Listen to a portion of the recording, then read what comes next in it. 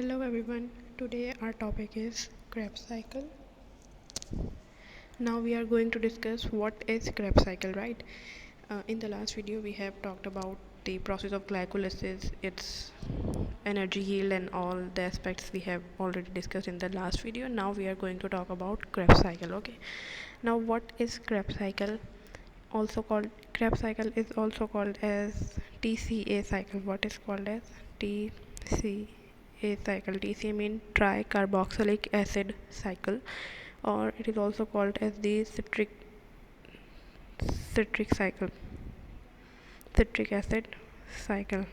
Okay, and why it is called as the citric acid cycle, क्योंकि इसका जो पहला प्रोडक्ट बनेगा वो सिट्रिक एसिड बनेगा. That's why it is also called as the citric acid cycle. And TCA cycle क्यों कहलाती है? क्योंकि ये जो सिट्रिक एसिड पहला प्रोडक्ट बनता है ना, ये इसके अंदर 3 कार्बोक्सिलिक ग्रुप होते हैं. कार्बन की बात नहीं कर रही हूँ, कार्बोक्सिलिक ग्रुप की बात कर रही हूँ. 3 कार्बोक्सिलिक ग्रुप होते हैं, लिहाजा it is called as the tricarboxylic acid cycle. ठीक है. क्रेब्स साइकिल क्या होती है? क्रेब्स साइकिल होती है कि अगर ग्लाइकोलाइसिस के बाद एरोबिक कंडीशंस हैं हमारे पास, तो जो पायरुविक एसिड है वो क्रेब्स साइकिल की तरफ प्रोसीड करेगा. और अगर एनारोबिक कंडीशंस होती हैं तो वो एनारोबिक रेस्पिरेशन की तरफ प्रोसीड करता है, या तो वो लैक्टिक एसिड फर्मेंटेशन होगी या अल्कोहलिक होगी. लेकिन अभी एरोबिक कंडीशंस हैं तो क्रेब्स साइकिल की तरफ प्रोसीड करेगा. नाउ एक इम्पॉर्टेंट पॉइंट क्या है? इम्पॉर्टेंट पॉइंट ये है कि क्रेब्स साइकिल में कभी भी पायरुवेट की डायरेक्ट एंट्री नहीं होती है. ठीक है. मतलब क्रेब्स साइकिल के अंदर जो सब्सटेंस ऐड होगा ना हमेशा, वो सब्सटेंस का नाम है एसिटाइल कोएंजाइम ए. क्या नाम है? एसिटाइल कोएंजाइम ए.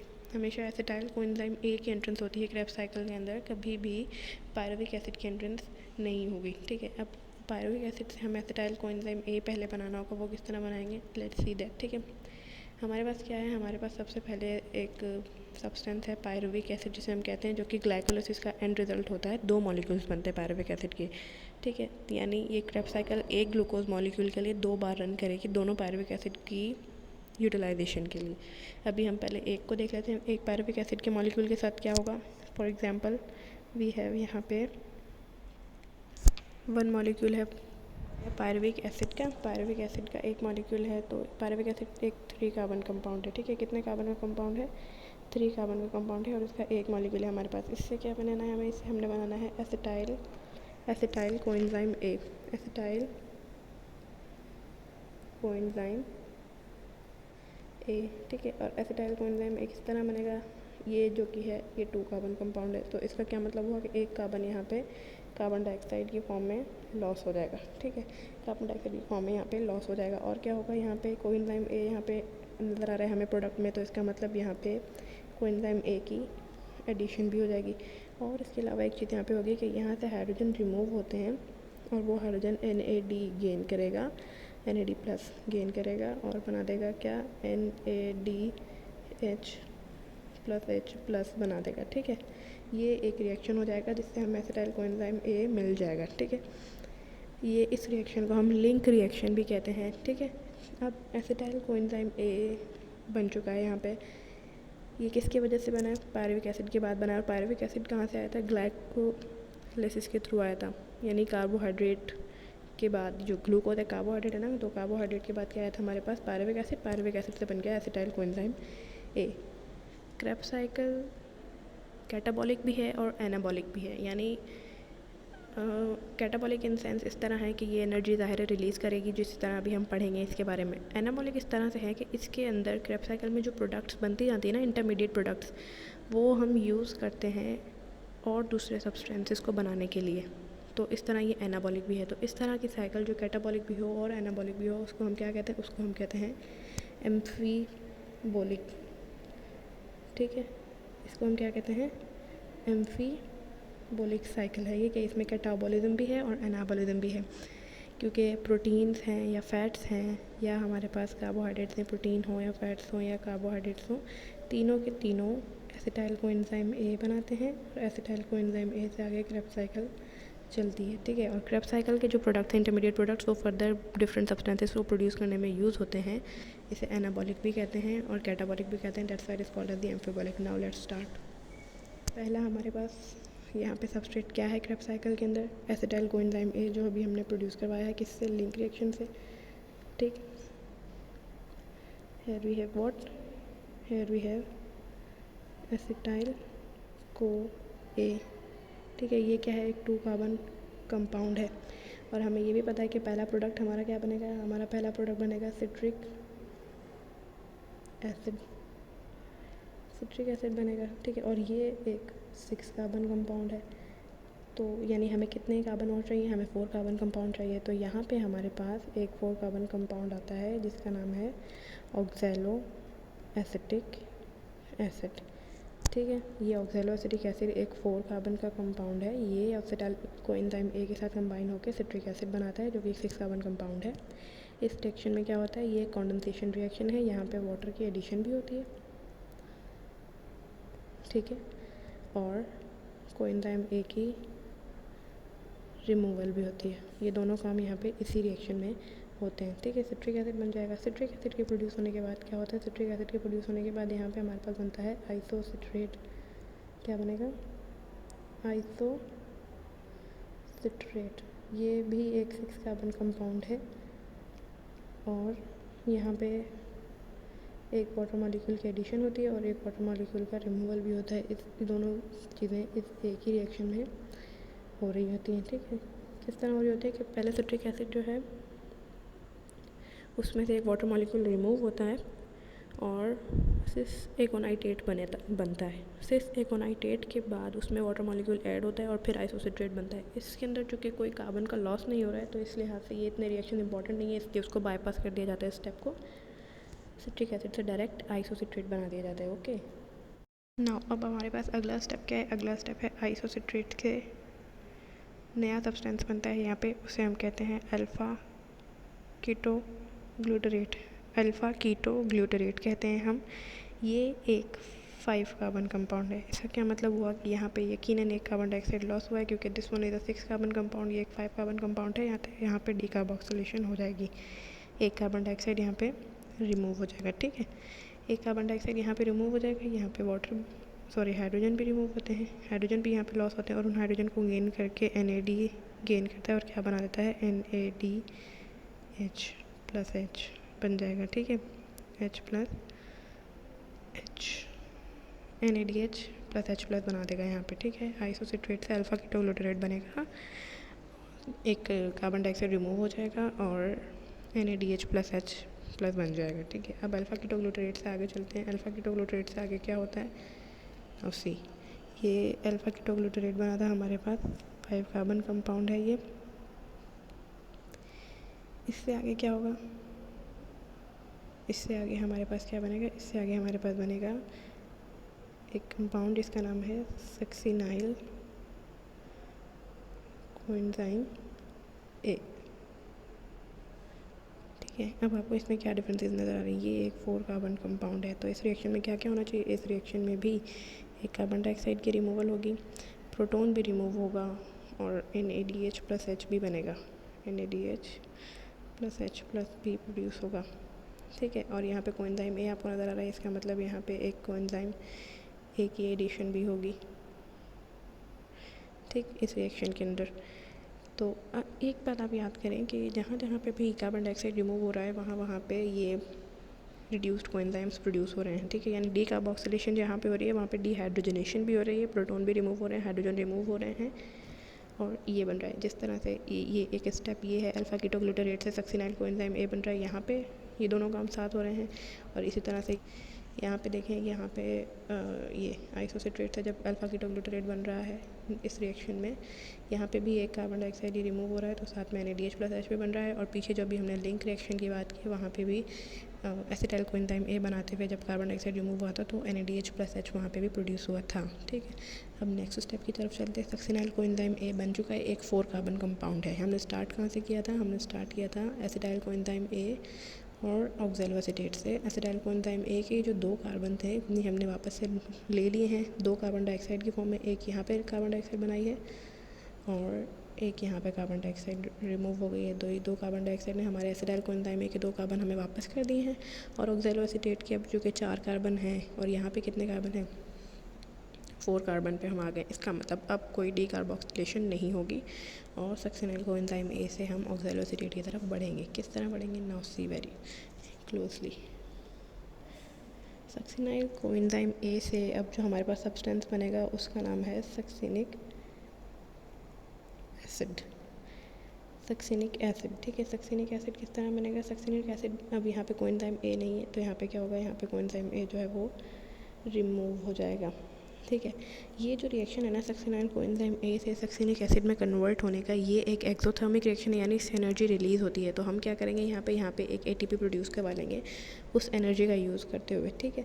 उस एनर्जी का यूज़ करते हुए हम एटीपी किस तरह प्रोड्यूस करवाएंगे कि सबसे पहले जीडीपी आएगा, जीडीपी से यहाँ पे जीटीपी बनेगा और फिर जीटीपी से आगे एटीपी बनेगा, ठीक है। किस तरह होगा?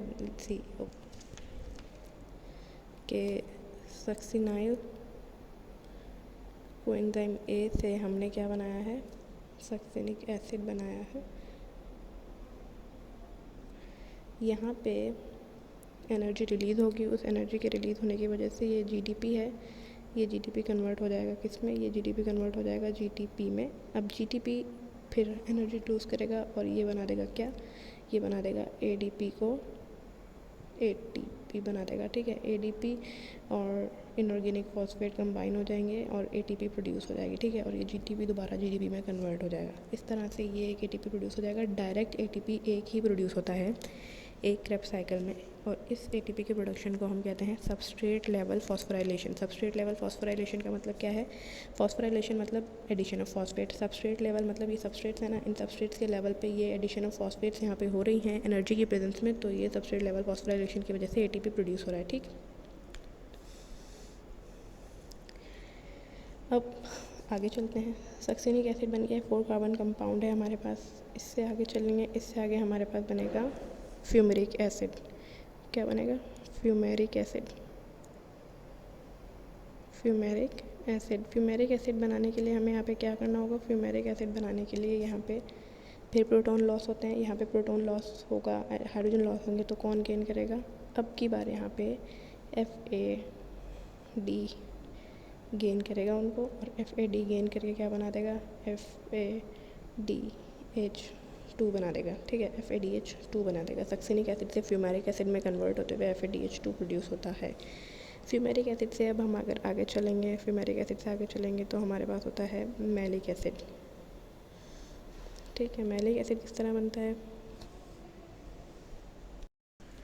यहाँ पे एक वाटर मॉलिक्यूल रिमूव हो जाएगा और फ्यूमेरिक एसिड मैलिक एसिड के अंदर कन्वर्ट हो जाएगा, ठीक है। अब मैलिक एसिड बन चुका है हमारे पास। अब लास्ट स्टेप क्या है? मैलिक एसिड से फिर से ऑक्सैलो एसिटिक एसिड बनता है और यहाँ पे फिर प्रोटॉन लॉस होता है, हाइड्रोजन लॉस होते हैं और NADH+H+ यहाँ पे प्रोड्यूस हो जाएगा, ठीक है। तो ओवरऑल साइकिल अभी हम फिर से एक दफ़ा देख लेते हैं कि क्या किया हमने। ओवरऑल साइकिल किस तरह चली है? ओवरऑल साइकिल है कुछ इस तरह से, देखें। अभी मैं शॉर्ट फॉर्म यूज़ करूँगी ताकि ये साइकिल यहाँ पे हम कम्प्लीटली नीटली ड्रॉ कर सकें, ठीक। सबसे पहले एसिटाइल कोएंजाइम ए एक 2 कार्बन कंपाउंड है, ऑक्सैलो एसिटिक एसिड के साथ कंबाइन होता है और बना देता है क्या? बना देता है हमारे पास सिट्रिक एसिड, ठीक है। इस रिएक्शन के दौरान क्या होता है? इस रिएक्शन के दौरान कोएंजाइम ए रिमूव हो जाएगा और वाटर ऐड हो जाएगा, ठीक। ये हो गया। फिर नेक्स्ट स्टेप में हमारे पास सिट्रिक एसिड से बनेगा आइसोसिट्रिक एसिड, ठीक है। इस रिएक्शन में वाटर मॉलिक्यूल ऐड भी होगा और लॉस भी होगा, ठीक है। आइसोसिट्रिक एसिड के बाद क्या बनेगा?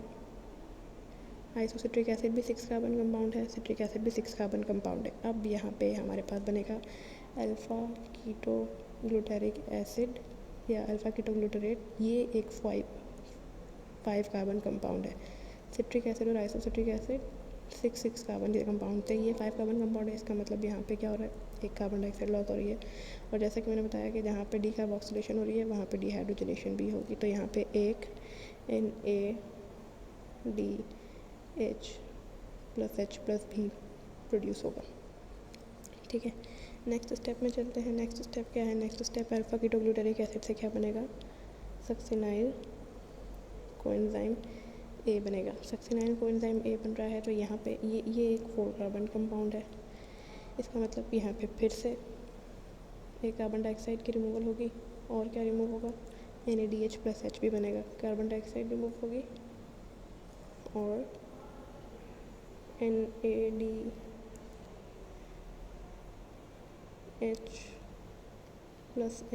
भी बनेगा और एडिशन यहाँ पे किस चीज़ की होगी? एडिशन यहाँ पे होगी कोएंजाइम ए की। ठीक है, नेक्स्ट स्टेप हमारे पास क्या है? नेक्स्ट स्टेप में चलते हैं। सक्सिनाइल कोएंजाइम ए से अब बनेगा सक्सिनिक एसिड। सक्सिनिक एसिड बनाते हुए यहाँ पे कोएंजाइम ए रिमूव हो जाएगा और यहाँ से जो एनर्जी रिलीज होगी उससे GTP के थ्रू हम ATP बनाएंगे एनर्जी के थ्रू। ठीक है, यहाँ पे एक ATP बनेगा। सबस्ट्रेट लेवल फॉस्फोराइलेशन यहाँ पे होगी। एक बहुत इंपॉर्टेंट क्वेश्चन आता है ये कि क्रेब्स साइकिल में जो सबस्ट्रेट लेवल फॉस्फोराइलेशन है वो कहाँ पे होती है, तो वो आपको याद रखना है कि सक्सिनाइल कोएंजाइम ए जब कन्वर्ट होता है सक्सिनिक एसिड में, वहाँ पे होती है ये ATP प्रोडक्शन। ठीक है, नाउ सक्सिनिक एसिड के बाद हमारे पास बनेगा फ्यूमेरिक एसिड। फ्यूमेरिक एसिड बनाते हुए यहाँ पे क्या होगा? यहाँ पे फिर हाइड्रोजन लॉस होंगे और इस दफ़ा हाइड्रोजन के एक्सेप्टर NAD नहीं होगा, FAD होगा और क्या बना देगा? FADH2। ठीक है, FADH2 प्रोड्यूस हो जाएगा। फ्यूमेरिक एसिड के बाद अब हम आते हैं हमारे सब्सटेंस पे जिसका नाम है मैलिक एसिड। क्या नाम है? Malic acid. मैलिक एसिड बनाते हुए यहाँ पे क्या होगा? यहाँ पे वाटर की रिमूवल होगी और एक मैलिक एसिड का मॉलिक्यूल बन जाएगा। मैलिक एसिड से फाइनली अब हम ऑक्सैलो एसीटेट बनाएंगे और इस रिएक्शन में क्या होगा? यहाँ पे फिर से प्रोटॉन रिमूवल होगी और क्या बनेगा? एक NADH+H+ प्रोड्यूस होगा। ठीक है, अब अगर आप ओवरऑल देखें तो हमारे पास हमने क्या किया? क्रेब्स साइकिल के अंदर क्या प्रोड्यूस हो रहा है और क्या लॉस हो रहा है वो देख लेते हैं। ठीक है, देखें, फर्स्ट ऑफ ऑल हमारे पास क्या है? एक डीकार्बोक्सिलेशन यहाँ पे हो रही है जब isocitric acid alpha ketoglutaric acid में कन्वर्ट हो रहा है, यानी 6 कार्बन से 5 कार्बन कंपाउंड बन रहा है। दूसरी कहाँ पे हो रही है? दूसरी डीकार्बोक्सिलेशन यहाँ पे हो रही है जब अल्फा कीटोग्लूटारिक एसिड से सक्सिनाइल कोएंजाइम ए बन रहा है, 5 कार्बन से 4 कार्बन कंपाउंड बन रहा है। अब मज़ीद डीकार्बोक्सिलेशन नहीं होगी क्योंकि ऑक्सैलो एसिटिक एसिड जो हमने स्टार्ट में लिया था वो एक 4 कार्बन कंपाउंड ही है, तो हमें बस अब 4 कार्बन को लेके चलना है साथ। ठीक है, ATP वाहिद जो बन रहा है, एक अकेला ATP बन रहा है, सबस्ट्रेट लेवल फॉस्फोराइलेशन हो रही है, वो किस स्टेप पे बन रहा है? वो यहाँ बन रहा है सक्सिनाइल कोएंजाइम ए से सक्सिनिक एसिड बनाते हुए। अब क्या हमें देखना है? अब हमें देखना है कि एनर्जी रिड्यूस्ड कोएंजाइम्स कहाँ कहाँ बन रहे हैं। पहला NADH कहाँ बन रहा है? ये डीकार्बोक्सिलेशन के साथ जहाँ आइसोसिट्रिक एसिड अल्फा कीटोग्लूटारेट में कन्वर्ट हो रहा है। सेकंड NADH कहाँ बन रहा है? यहाँ पे अल्फा कीटोग्लूटारेट से सक्सिनाइल कोएंजाइम ए में कन्वर्ट होते हुए फिर से डीकार्बोक्सिलेशन हो रही है, उसी के साथ प्रोड्यूस हो रहा है। थर्ड NADH+H कहाँ प्रोड्यूस हो रहा है? ये यहाँ पे लास्ट स्टेप में प्रोड्यूस हो रहा है जहाँ पे malic acid oxalo acetic acid में कन्वर्ट हो रहा है। इसके अलावा एक रिड्यूस्ड कोएंजाइम है FADH2, वो एक ही प्रोड्यूस हो रहा है इसके अंदर फ्यूमेरिक एसिड बनाने के लिए।